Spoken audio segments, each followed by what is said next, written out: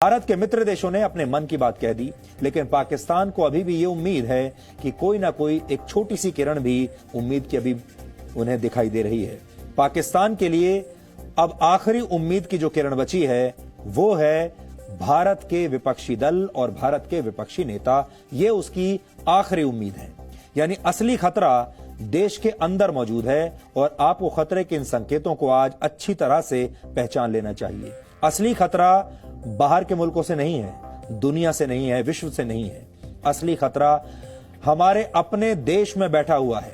इस वक्त हमारे अपने ही देश में ऐसा माहौल पैदा हो गया है जिसे देखकर कोई भी यही सोचेगा कि भारत के विपक्षी दल पाकिस्तान से शायद ये कह रहे हैं कि तुम चिंता मत करो, हम हैं ना, हम तुम्हारा साथ देंगे। उनकी बातें सुनकर, उनके ट्वीट्स देखकर ऐसा लग रहा है जैसे जम्मू कश्मीर में हालात बिल्कुल बेकाबू हो चुके हैं।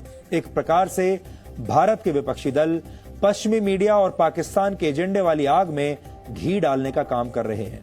ऐसा लग रहा है जैसे वो कह रहे हों कि कहीं से भी जुल्म की तस्वीरों को पाकिस्तान के लिए हम ढूंढ कर निकाल ही लेंगे, चाहे वो तस्वीर नकली हो, पुरानी हो। लेकिन जिन तस्वीरों को पाकिस्तान नहीं ढूंढ पाया, जिन तस्वीरों को बीबीसी और अल जजीरा जैसे चैनल नहीं ढूंढ पाए, उन तस्वीरों को अब हमारे देश के नेता ढूंढना चाहते हैं।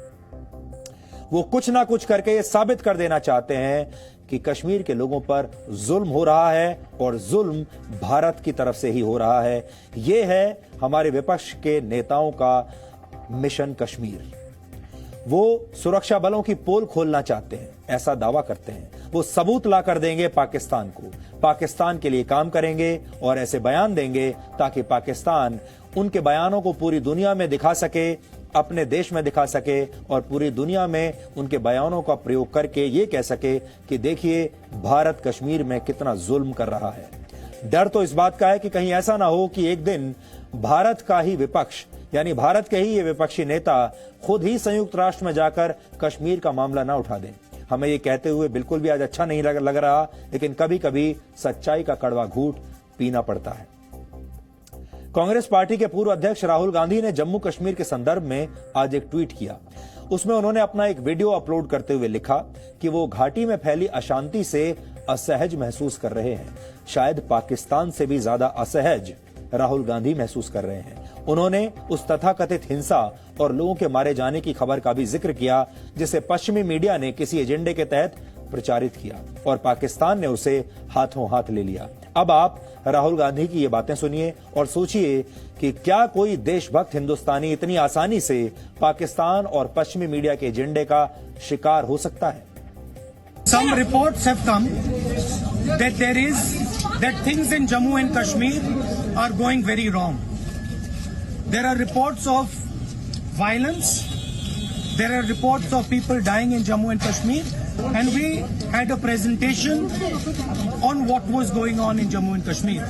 Now, it is very, very important that the government of India and the Prime Minister makes it very clear and transparent exactly what is happening in the Union territory of Jammu and Kashmir and Ladakh. We are extremely concerned about reports that are coming, and the government needs to assuage the country and tell the country exactly what is happening and be completely transparent. अब यहां पर जो खतरनाक बात है वो ये है कि राहुल गांधी को जो पश्चिमी मीडिया रिपोर्ट कर रहा है, यानी जो बीबीसी रिपोर्ट कर रहा है, अल जजीरा जैसे जो चैनल भारत विरोधी रिपोर्टिंग कर रहे हैं कश्मीर से, राहुल गांधी को उन पर विश्वास है लेकिन अपने देश के मीडिया पर विश्वास नहीं है। राहुल गांधी को पाकिस्तान के नेताओं पर विश्वास है लेकिन अपने देश की सरकार पर विश्वास नहीं है। राहुल गांधी को पाकिस्तान पर विश्वास है, इस दुनिया में जितना भी भारत विरोधी एजेंडा चल रहा है उस पर विश्वास है, लेकिन जम्मू कश्मीर के गवर्नर पर विश्वास नहीं है, जम्मू कश्मीर के डायरेक्टर जनरल ऑफ पुलिस पर विश्वास नहीं है, उन्हें भारत के नेशनल सिक्योरिटी एडवाइजर पर विश्वास नहीं है, भारत की व्यवस्था पर विश्वास नहीं है, भारत की सेना पर भी उन्हें विश्वास नहीं है। लेकिन एक दो अंतर्राष्ट्रीय चैनल जो खबर चला रहे हैं उन्हें उस पर पूरा भरोसा है। पाकिस्तान के विदेश मंत्री अलग अलग जगह जाकर जो बयान दे रहे हैं उन्हें उस पर पूरा यकीन है। अपने देश पर यकीन नहीं है, अपनी सेना पर यकीन नहीं है, अपने पुलिस पर यकीन नहीं है, अपने देश के मीडिया पर यकीन नहीं है। दुश्मनों पर उन्हें यकीन है और यही खतरे का सबसे बड़ा संकेत है। ये बात हम इसलिए कह रहे हैं क्योंकि राहुल गांधी अभी तक जनता के मूड को समझ नहीं पाए। इस बार लोकसभा चुनाव में उनकी पार्टी सिर्फ 52 सीटें जीत पाई है। वो खुद अमेठी से चुनाव हार चुके हैं और उन्हें इस्तीफा देना पड़ा, उन्होंने अपना पद छोड़ दिया, लेकिन अभी भी वो ये नहीं समझ पाए कि जनता उनसे क्या चाहती है, देश क्या चाहता है, देश के वोटर्स का मूड क्या है। तो क्या हमारा देश आज ऐसे विभीषणों का देश बन चुका है जो अपना ही घर बर्बाद करने पर तुले हुए हैं? क्या हमारे देश को अब घर के भेदियों से ही खतरा होने लगा है? आज का सबसे बड़ा सवाल यह है जिस पर आप सबको विचार करना होगा। पिछले कुछ दिनों में बीबीसी सहित कुछ अंतर्राष्ट्रीय चैनल्स ने, मीडिया संस्थानों ने जम्मू कश्मीर से संबंधित कई तरह की भ्रामक खबरें फैलाई, हिंसक वीडियोस दिखाए और कहा कि घाटी में हालात सामान्य बिल्कुल नहीं है। और राहुल गांधी की बातें सुनने के बाद भी ऐसा ही लगता है कि उन्होंने पश्चिमी मीडिया, खासतौर पर बीबीसी की रिपोर्ट को बहुत गंभीरता से उस पर विश्वास कर लिया।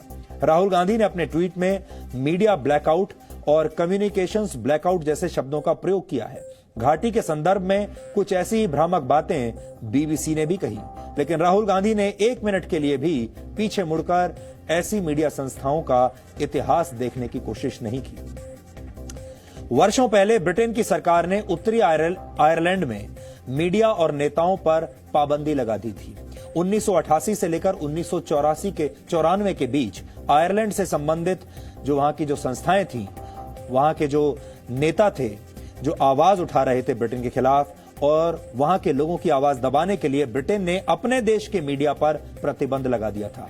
ब्रिटेन के तत्कालीन गृह मंत्री ने इसके लिए बाकायदा आदेश पारित किया था, जिसके तहत ब्रिटेन की सरकार जिन लोगों को आतंकवादियों की श्रेणी में रखती थी, उनके टेलीविजन या रेडियो इंटरव्यूज या बयानों पर रोक लगा दी गई थी। लेकिन उस वक्त बीबीसी को अपने देश में कोई खामी नजर नहीं आई थी और आज वो भारत को नैतिकता का पाठ पढ़ा रहा है। यहां आपको ये बताने का जो मकसद है वो ये है कि जब ब्रिटेन में इस तरह की स्थिति आती है या जिन लोगों को वो आतंकवादी मानते हैं, तो वो अपने देश के मीडिया को ये साफ साफ हिदायत दे देते हैं कि इन लोगों के बयान, जिन्हें हम आतंकवादी मानते हैं, इन लोगों के बयान ना तो टीवी पर दिखाए जाएंगे, ना अखबारों में छपेंगे, ना रेडियो पर आएंगे। वहां पर बीबीसी कुछ नहीं कहता। लेकिन जब ऐसी ही बातें हम अपने देश में आतंकवादियों के साथ करने की कोशिश करते हैं, ब्लैकआउट करने की कोशिश करते हैं, तो बीबीसी को लोकतंत्र का हनन दिखाई देने लगता है। विडंबना देखिए, बीबीसी जैसी संस्था जम्मू कश्मीर के लिए इंडियन ऑक्यूपाइड कश्मीर जैसे शब्दों का प्रयोग करती है और पश्चिमी मीडिया की भ्रामक रिपोर्ट्स को आधार बनाकर हमारे देश के नेता अपनी राजनीति करते हैं। वैसे राहुल गांधी ने जिस हिंसा का जिक्र किया, उस पर जम्मू कश्मीर के राज्यपाल सत्यपाल मलिक ने भी अपनी प्रतिक्रिया दी है और ऐसी खबरों को असत्य बताया है। राहुल गांधी को जब बोलना चाहिए वहां वो बोलते नहीं है। पार्लियामेंट में जब 370 पे बहस हो रही थी तो राहुल गांधी को बोलना चाहिए था। ऐसे आदमी को खड़ा कर दिया कि जिसकी भाषा नहीं लोगों को समझ में आ रही थी और जिसने बिल्कुल वो भाषा बोली जो पाकिस्तान बोल रहा है। हिंदुस्तान और ये अपने कश्मीर के मामले में किस दिन हमने यूएनओ को माना है, किस दिन यूएन से कोई, ये तो हमारा इंटरनल मैटर है, यूएन कहां से आ गया।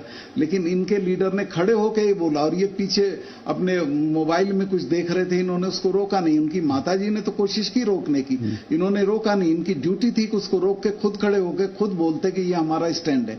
और अब भी मैं कह रहा हूं कि उन्होंने इतना बड़ा झूठ बोला है, असत्य बोला है। झूठ नहीं कहना थोड़ा अच्छा नहीं लगता। मैं उनको चैलेंज करता हूं, मैं उनको भेजता हूं अपना जहाज स्टेट का, आप आके देखो। और हमें अगर वो बता देंगे कि ये गोली लगे हुए घायल पड़े हुए हैं, यहाँ स्थिति खराब है, तो हम मान लेंगे। एक गोली नहीं चली, एक लाठी भी नहीं चली है।